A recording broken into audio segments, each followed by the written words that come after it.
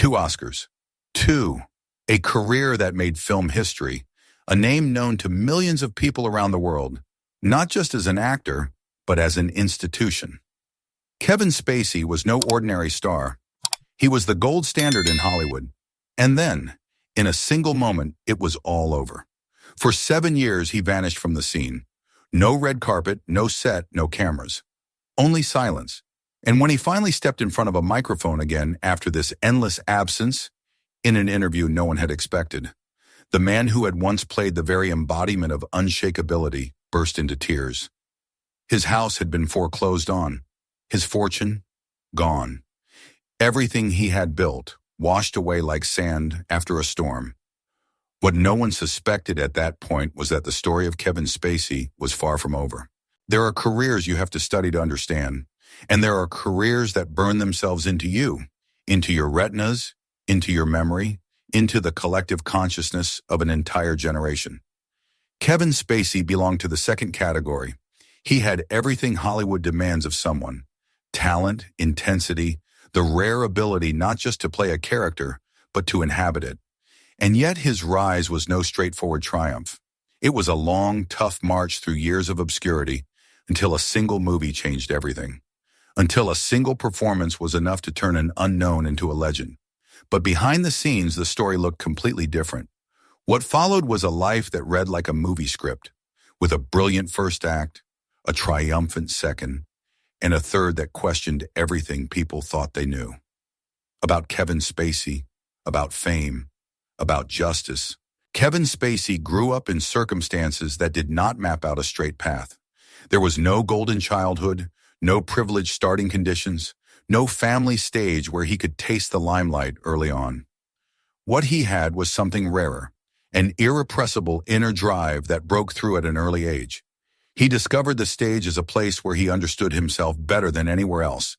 Theater became not just a craft for him, but a language, the only one that truly belonged to him. He completed his training with the seriousness of someone who knows they won't get a second chance, and began those long years of anonymity that eventually bring every actor to their knees or make them stronger. For Kevin Spacey, they made him stronger. The theater productions, the small roles, the waiting, all of it sharpened him. He was not a person who grew impatient. He was someone who learned. And while Hollywood passed him by, he watched, waited, practiced. That is the part most people never find out about. Because while other young actors gave up during this time, Kevin Spacey stayed. Not because it was easy, but because he simply accepted no other option for himself. He had something that cannot be bought or trained, the conviction that the world would one day see him, and see him exactly as he truly was. The movie that changed everything was called The Usual Suspects, and it didn't just change Kevin Spacey's life, it changed cinema itself. It was 1995, and the film told the story of a group of suspects, a mysterious criminal, and one of the most carefully constructed plot twists Hollywood had ever produced. Kevin Spacey played Verbal Kint, a character who seemed so inconspicuous, so harmless, so unremarkable that the audience almost forgot about him. Until the last 10 minutes. Those last 10 minutes became film history. What Spacey delivered in that finale was no mere acting performance. It was a demonstration of how deeply a character can be hidden, how completely a person can conceal another truth behind their surface. Audiences gasped, reviewers struggled for words. The scene where Verbal Kint drops his limp and becomes the diabolical Kaiser Sosa, it became a cultural touchstone, parodied, quoted, and reenacted until it was known to anyone who had ever set foot in a movie theater. But what happened next changed everything. The Usual Suspects triggered a wave. In the years that followed, Hollywood experienced a veritable boom in twist cinema. C7N, Fight Club, The Sixth Sense, The Others. Movies that derived their value in large part from the power of their twists. The Usual Suspects had shown how it was done, and Kevin Spacey was the man who had embodied it first. At the Academy Awards, the Academy confirmed what audiences had long known. Spacey won the Oscar for Best Supporting Actor. He was 37 years old at the time. He had waited almost 4 decades to experience this moment, and now there he stood, with the statue in his hand, and a career that was just beginning. 3 years after The Usual Suspects, Kevin Spacey was unstoppable. In 1999, at the age of 40, a door opened for him that very few actors ever get to walk through: total stardom. The movie was called American Beauty, and it was anything but light entertainment.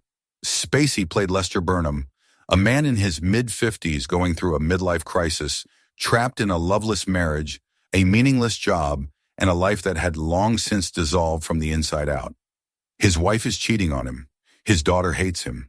And somewhere between exhaustion and rebellion, Lester Burnham begins to search for what he has lost: himself. It was a role that could have broken another actor. Too close to caricature, too close to cliché.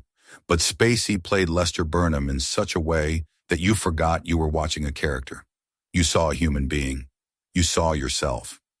On the outside, it looked like success. Underneath, something was breaking. American Beauty was a film about the quiet shattering behind well-kept facades, and Spacey carried this ambivalence into every single scene. The Academy honored it with the Oscar for Best Actor. Kevin Spacey was now in a club that only a few belonged to: Robert De Niro, Denzel Washington, actors who had been recognized not once, but twice by the most important jury in the film world. He was 40 years old. He stood at the summit, and he seemed to be just getting started. But as Kevin Spacey climbed the ladder of his career, he carried something with him that he never made public: the question of his private life. There were no scandals involving women, no relationships splashed across the tabloids, no love stories that delighted or outraged the public. For a man of his fame, this was strange, and in the cracks of this absence, a persistent rumor had been growing for years: that Kevin Spacey loved men. Behind the scenes, the story looked completely different. The first public moment that fueled these rumors occurred in the early morning hours of an ordinary day. Spacey showed up bleeding at a police station and reported a robbery. He claimed he had been walking his dog in a park when a stranger stole his cell phone. The officers took the report. A few hours later, Spacey returned and withdrew his statement. The truth, he now claimed, was different. An unknown man had asked for his phone to call his mother. When Spacey handed the device over, the man ran off with it. Spacey had fallen while chasing him, hence the blood. He no longer wanted to press charges. He didn't want the man to be found.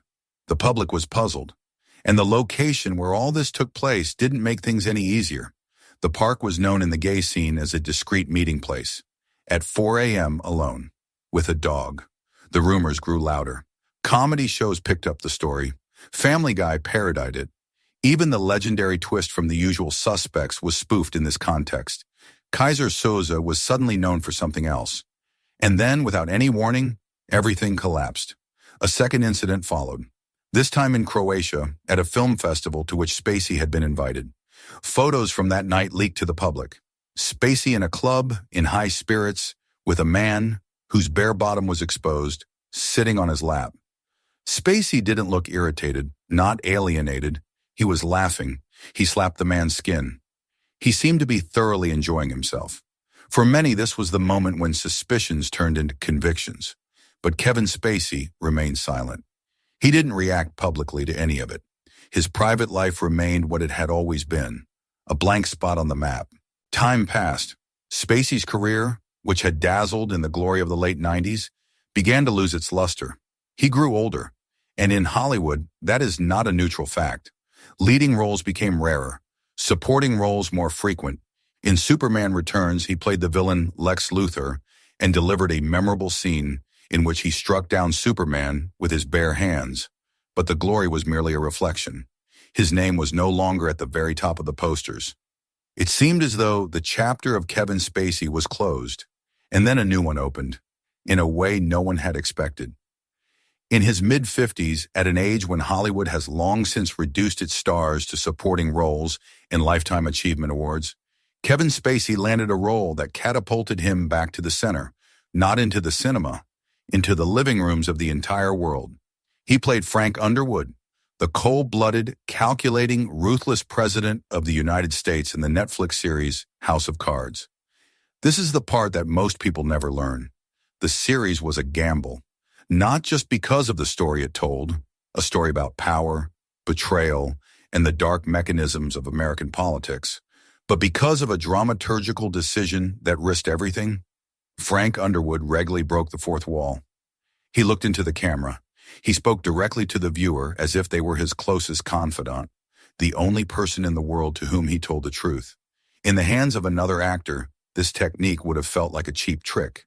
In Spacey's hands, it became television's most powerful weapon. And what this series meant for Netflix can be summarized in a single sentence. It saved the company. Because at that time, Netflix was on the brink of the abyss. Licensors had raised their prices. The business model, licensing and streaming third-party content, was no longer working. The company was bleeding out. In a final act of desperation, they decided on the unthinkable. Netflix would produce its own content.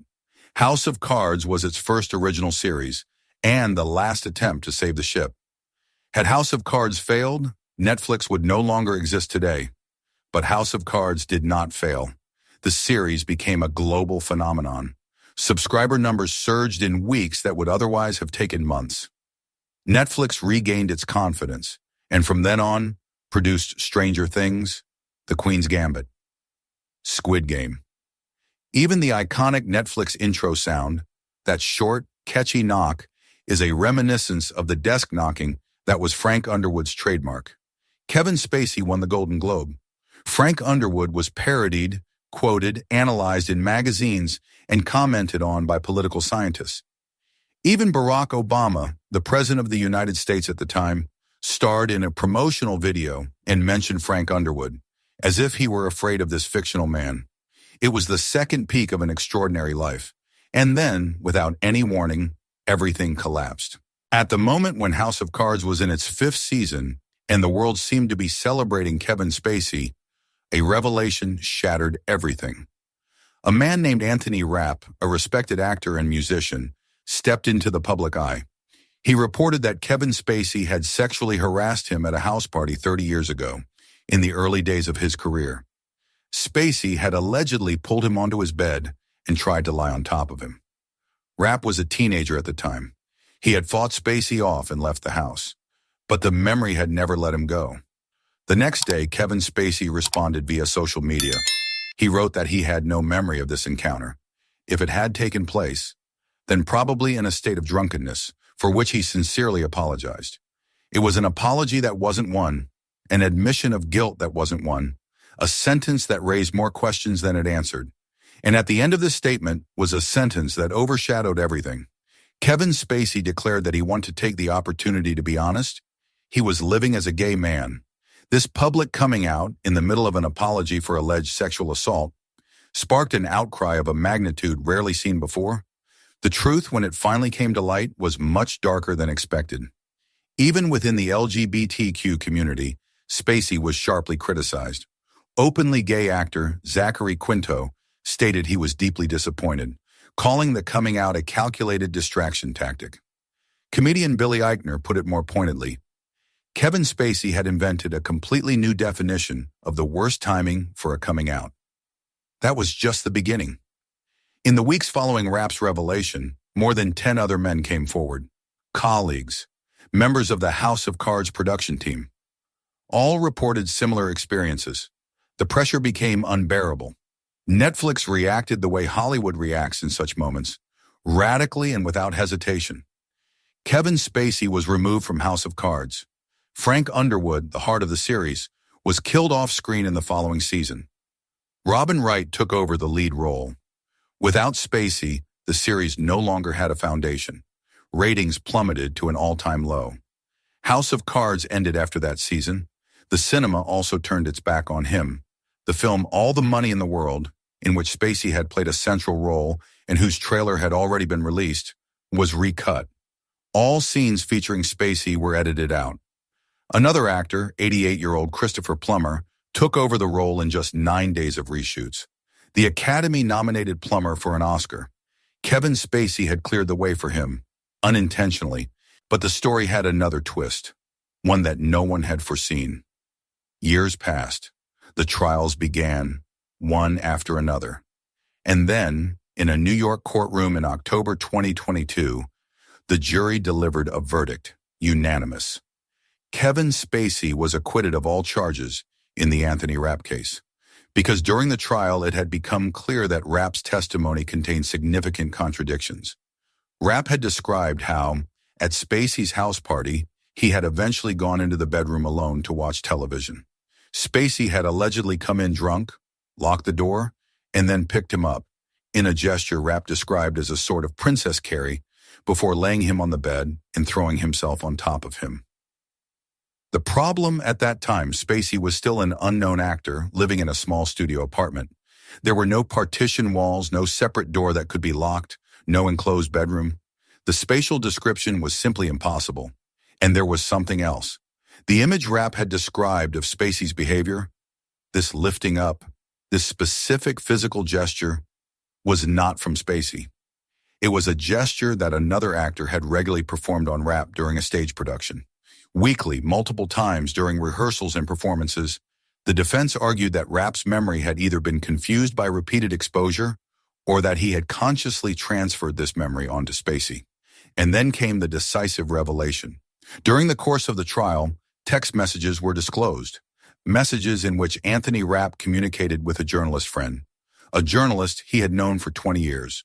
The messages showed how the two had worked together on the public framing of the story, how Rapp chose phrasing that gave his accusations more weight, even when he himself had doubts about the accuracy of his memories.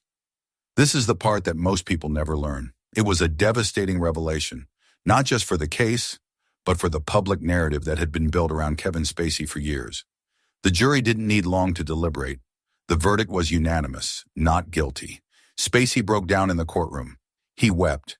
His lawyer spoke of justice, and slowly, cautiously, the narrative began to shift.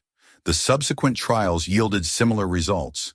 In one case, Elton John testified in person and directly refuted an accusation against Spacey. The plaintiff had claimed to have been harassed by Spacey in a car on the way to Elton John's charity party.